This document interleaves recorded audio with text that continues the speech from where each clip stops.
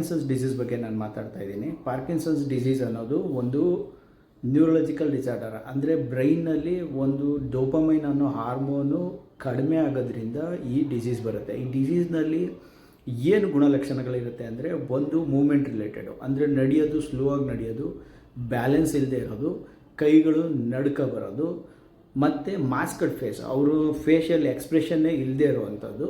ಇದು moment related ಆಗುತ್ತೆ. ಇನ್ನೊಂದು ಗುಣಲಕ್ಷಣಗಳು ಯಾವುದಂದರೆ, ಅವ್ರಿಗೆ ಒಂದು ಸುಸ್ತು ಜಾಸ್ತಿ ಇರುತ್ತೆ, ಅಂದರೆ ಫೆಟಿಗ್ ಜಾಸ್ತಿ ಇರುತ್ತೆ, ಮತ್ತು ಖಿನ್ನತೆ ಜಾಸ್ತಿ ಇರುತ್ತೆ. People may go for depression ಇರುತ್ತೆ, ಮತ್ತು ನಿದ್ರೆದು ತುಂಬ ಡಿಸ್ಟರ್ಬ್ಡ್ ಇರುತ್ತೆ, ಮತ್ತು ಕಾನ್ಸ್ಟಿಪೇಷನು ಅಂದರೆ ಅವ್ರಿಗೆ ಮಲಬದ್ಧತೆ.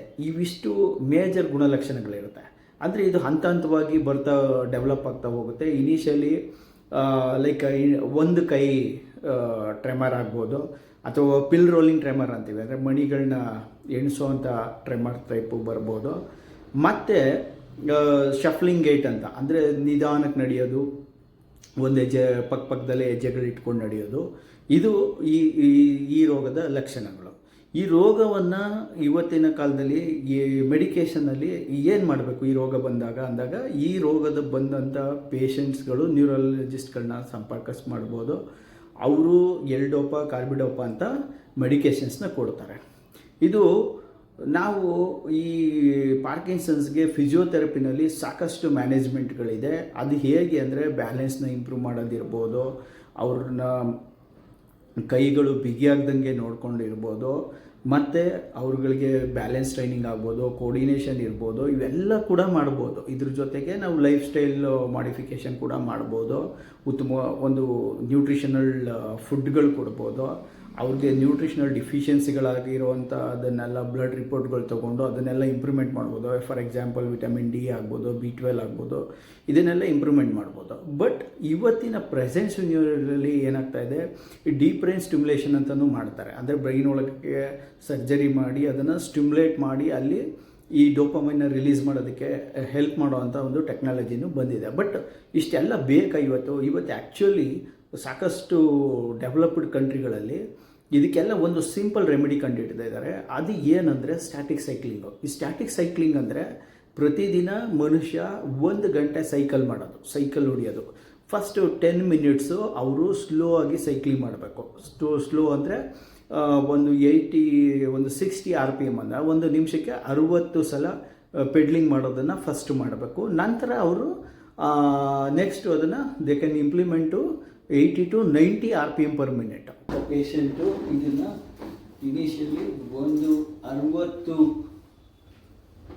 1 ನಿಮಿಷಕ್ಕೆ 60 ಸಲ ಪೆಡ್ಲಿಂಗ್ ಮಾಡೋದು. ಇದು ಒಂದು 10 ನಿಮಿಷ ನಾವು ವಾರ್ಮಪ್ ಅಂತ ಮಾಡಬೇಕು. ಅದಾದ ನಂತರ ಸುಮಾರು 80 ರಿಂದ 90 RPM ಅಲ್ಲಿ ಪೇಷಂಟು ಡೈಲಿ 1 ಅವರ್ ಸೈಕ್ಲಿಂಗ್ ಮಾಡೋದ್ರಿಂದ ಈ ಡೋಪಮೈನ್ ಹಾರ್ಮೋನು ದೇಹದಲ್ಲಿ ಬ್ರೈನಲ್ಲಿ ಪ್ರೊಡ್ಯೂಸ್ ಆಗೋದ್ರಿಂದ ಅವ್ರಿಗಿರುವಂಥ ಟ್ರೆಮರ್ ಆಗ್ಬೋದು, ಇವನ್ ರಿಜಿಡಿಟಿ ಆಗ್ಬೋದು, ಬ್ಯಾಲೆನ್ಸ್ ಇಂಪೈರ್ಮೆಂಟ್ ಆಗಿರ್ಬೋದು, ಕೋರ್ಡಿನೇಷನ್ ಆಗ್ಬೋದು, ಈ ಎಲ್ಲ ರೋಗಗಳು, ಈ ಎಲ್ಲ ಸಿಂಪ್ಟಮ್ಸು ಕೂಡ ಕಂಟ್ರೋಲ್ ಬರುತ್ತೆ.